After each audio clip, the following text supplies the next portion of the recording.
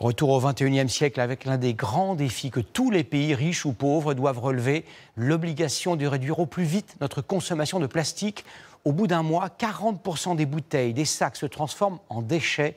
La situation est particulièrement alarmante aux Philippines, le pays qui en rejette le plus dans les océans, 350 000 tonnes par an. Regardez le reportage de nos correspondantes Marion Lawamens, Sophie Lamotte et Lorna Bayani.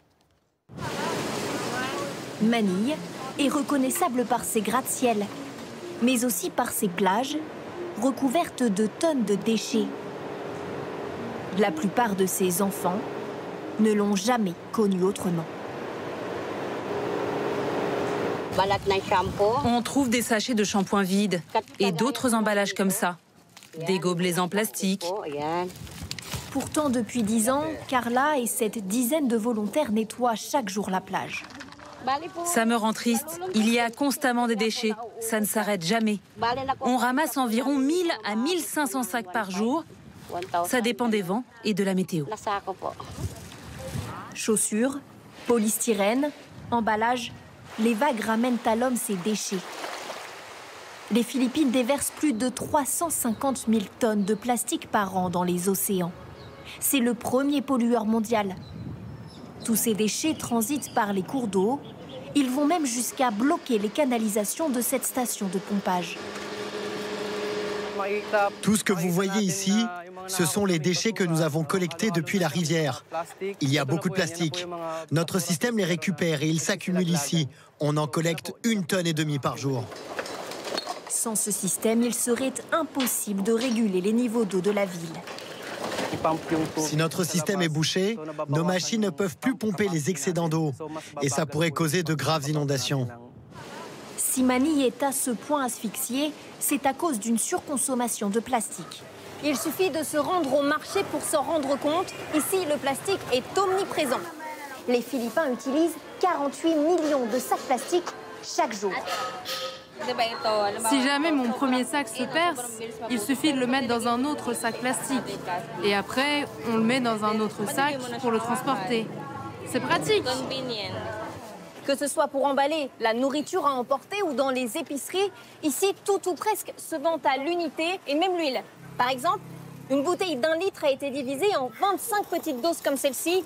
La raison, elle est simple. Acheter en petite quantité coûte moins cher et c'est une priorité pour les Philippins qui gagnent en moyenne 200 € par mois.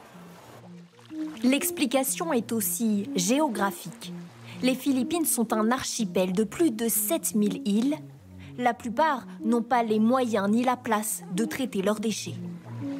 Sur l'une des plus petites, Malapascua, 2 km², une ONG française a instauré un système de collecte chez l'habitant et sur les plages. Tous ces sacs de déchets, on les emporte à la décharge. Ils sont stockés ici, dans un coin de l'île, une décharge improvisée pleine à craquer. Ici, il y a 1 millier de sacs. Il faut qu'on les envoie sur la terre ferme. Le centre de traitement des déchets le plus proche se trouve à 1 heure de bateau. Il y a un problème tout simplement structurel, en fait géographique, qui est compliqué de transporter sur des dizaines de kilomètres par voie maritime, sur des petits bateaux en bois, des tonnes et des tonnes de déchets.